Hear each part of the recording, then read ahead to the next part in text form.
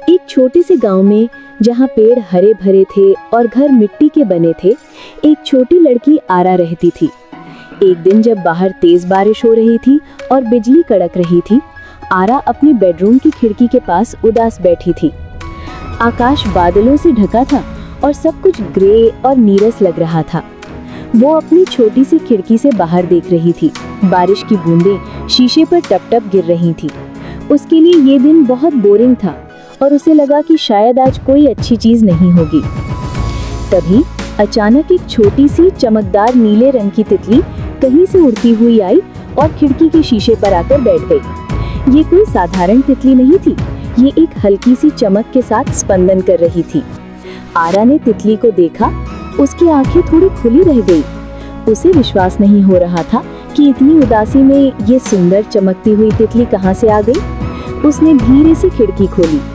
तितली ने एक क्षण भी नहीं लगाया, वो उड़कर अंदर आई और सीधे आरा के खुले हुए हाथ पर बैठ गई। जैसे ही तितली उसके हाथ पर बैठी, कमरे में एक जादुई लहर दौड़ गई। तितली के पंख फड़फड़ाने से छोटी छोटी सुनहरी चिंगारियां निकली। जहां भी ये चिंगारियां गिरी, वहां जादू होने लगा। आरा के खिलौने, जैसे उसका टेडी बियर और रोबोट, अचानक अपनी जगह पर खुशी से नाचने लगे।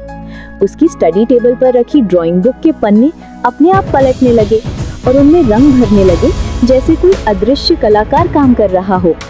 और सबसे अद्भुत बात ये थी कि कमरे की ग्रे दीवारें धीरे धीरे सतरंगी रंगों में बदलने लगी।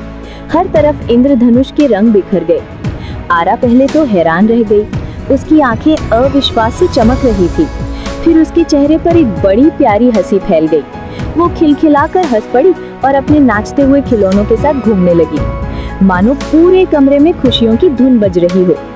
उसने देखा कि बाहर की बारिश अब रुक चुकी थी। खिड़की से सूरज की सुनहरी रोशनी कमरे को भर रही थी और सब कुछ चमकीला और खुशहाल दिख रहा था। तितली, जो अभी भी आरा के हाथ के पास हवा में उड़ रही थी, धीरे धीरे वापस खिड़की तक गई। उसने एक बार पलटकर आरा को देखा और एक हल्की सी चमक दी, जैसे अलविदा कह रही हो। फिर वो बाहर नीले आकाश में उड़ गई। आरा उसे हाथ हिलाकर अलविदा कहती रही। उसका चेहरा अब खुशी से चमक रहा था।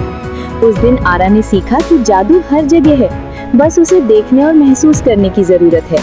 लाइक करो, शेयर करो, प्लीज सब्सक्राइब करो।